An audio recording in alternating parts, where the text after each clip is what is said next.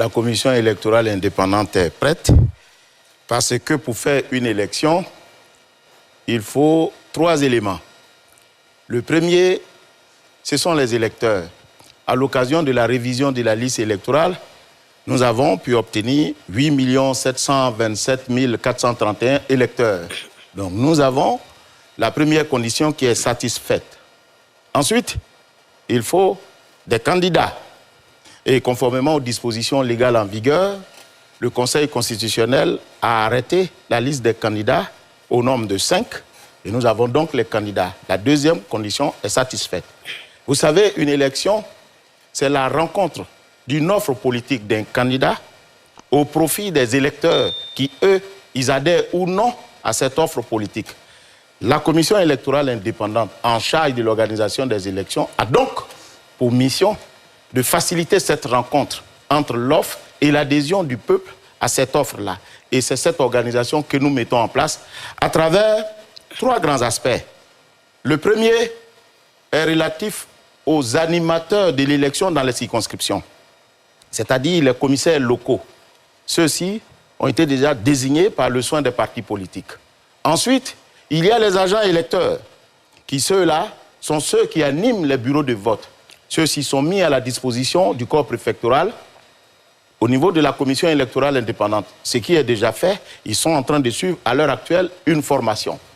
Et deuxièmement, il y a, en ce qui concerne bien entendu l'organisation, il y a le matériel lourd au travers duquel le citoyen s'exprime. Et ce matériel lourd a déjà pris position au niveau des commissions locales. Et enfin, nous avons la confection des documents électoraux, c'est-à-dire les bulletins et tout, la liste, les listings, la liste électorale, etc., dans les différents bureaux de vote. Tout ceci a été fait et est en train d'être déployé sur le terrain. Monsieur Diarra-Souba, nous pouvons dire que nous sommes plus ou moins prêts parce que nous avons des électeurs, nous avons des candidats et nous avons une organisation qui se déploie sur le terrain. Précision que vous venez de faire, le matériel électoral est déjà disponible dans toutes les régions. Oui, bien sûr, bien sûr. Le matériel électoral, le matériel lourd est déjà disponible dans toutes les régions. Évidemment, les documents électoraux qui procèdent de la candidature donnée par le Conseil constitutionnel sont en confection, tout comme les bulletins, parce que ce sont les derniers documents à arriver sur les lieux du vote. Pour ne pas, bien entendu, pour les raisons que vous devinez aisément, pour éviter toute fraude, par ailleurs. Si on revient un peu en arrière, évidemment, on va permettre à nos analystes et chroniqueurs de vous poser des questions. Si on revient en arrière, entre la période de l'affichage de la liste provisoire jusqu'à l'affichage de la liste définitive, jusqu'à la proclamation des candidats retenus par le Conseil constitutionnel, vous savez que la scène politique a été bouillonnante et animée au sujet de certains candidats qui n'ont pas été retenus, d'une révision d'une liste électorale qu'une partie avait souhaité et finalement qui n'a pas pu se tenir. Dans quel état d'esprit vous êtes-vous à quelques jours de cette élection? Mais moi, je suis bien. La commission électorale se porte très bien. Vous voyez bien. Vous savez... Est-ce que la commission n'a pas de regret à se dire, finalement, on aurait pu essayer de faire une révision? Non, pas peut-être un regret, mais c'est plutôt des observations que nous pouvons faire. Vous savez, si les partis politiques avaient adhéré aux propositions faites par la commission électorale, qui était celle de faire de sorte qu'on puisse enrôler les gens dans les centres d'état civil, prépositionnés déjà sur toute l'étendue du territoire, on n'aurait pas une période dédiée à la révision. On aurait tous les jours de l'année la révision de la liste électorale. Si les partis politiques avaient adhéré à cette idée qui consistait à dire que tous les Ivoiriens âgés de plus de 18 ans, détenteurs d'une carte d'identité, devaient être basculés systématiquement sur la liste électorale, on n'aurait pas eu de problème aujourd'hui au niveau de ceux qui ne se trouvent pas sur la liste électorale. Donc c'est peut-être ces observations que nous pouvons faire, mais dans tous les cas, nous nous inscrivons dans le ventre de la loi. Et quand on est dans la loi, il n'y a pas de souci. On est protégé. Voilà. Très bien. Bon, ben, nous, Diarra-Souba. Monsieur le Président, bonsoir. Vous dites que ces élections sont le lieu de la rencontre entre une offre politique et l'adhésion politique. Et vous dites que la commission électorale indépendante est également prête. Oui. Je voudrais savoir, en fait, qu'est-ce qui vous garantit justement que ces élections-là seront transparentes et neutres? Mais nous faisons de sorte à respecter la loi. La loi dit à la commission électorale indépendante de mettre à la disposition du citoyen tout ce qui est nécessaire. Premièrement, quand l'électeur arrive, il est fait obligation à la commission électorale indépendante d'identifier les lieux de vote, les bureaux de vote, de désigner des agents des bureaux de vote pour animer dans les bureaux de vote, d'éditer tous les documents électoraux.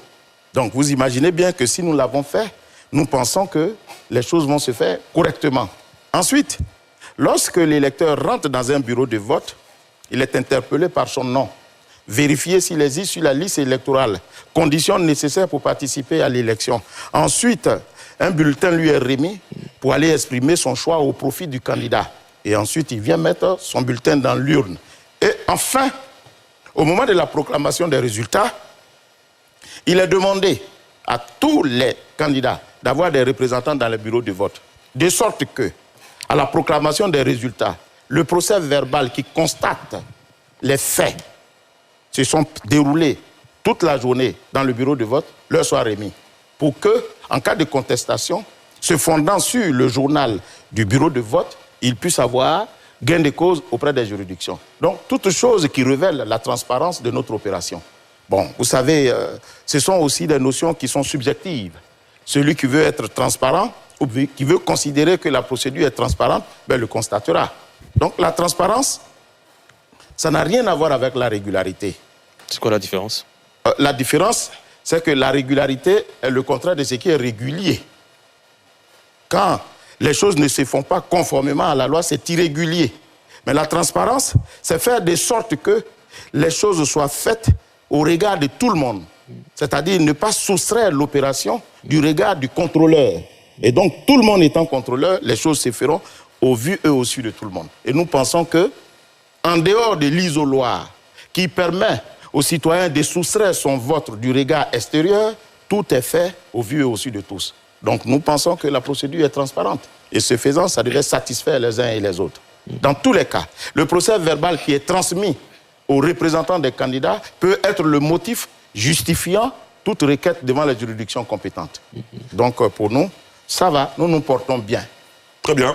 Oui, Seriba Kone. Merci bien, Président. Je reviens légèrement sur la question du confrère Ali Souba. Bien sûr, allez-y. Sous une autre forme. Avez-vous signé une charte de bonne conduite avec les 5 candidats, notamment en cas de défaite, pour prévenir toute contestation violente des résultats sortis des urnes? Oui, ça c'est chaque fois qu'il y a une élection, il y a toujours cette charte que nous signons avec tous les partis politiques, y compris les candidats. Donc ça se fait. Mais une chose est de signer, une autre est de respecter la charte. Donc il n'y a pas de souci à ce niveau. Nous avons signé tous les documents avec les candidats. La charte et les dit quoi? Les candidats s'engagent à être fair-play? À être fair-play, oui. Comme d'habitude. Mais sauf que dans l'exécution, ce n'est pas toujours évident.